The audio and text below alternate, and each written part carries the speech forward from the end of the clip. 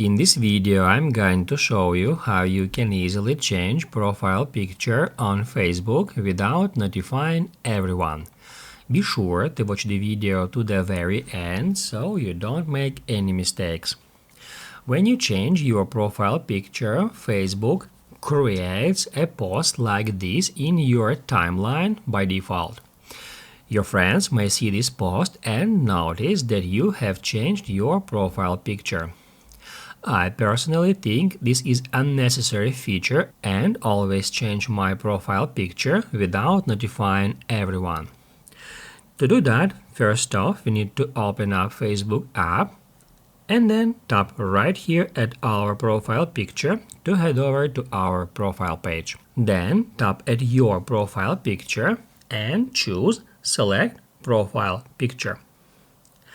Then you will be taken to that screen where we can select a profile picture from camera roll, from suggested photos, from uploads, from our previous profile pictures, and from cover photos. I'm gonna select camera roll. To see more images, I'm gonna hit add more, and that will open up my camera roll.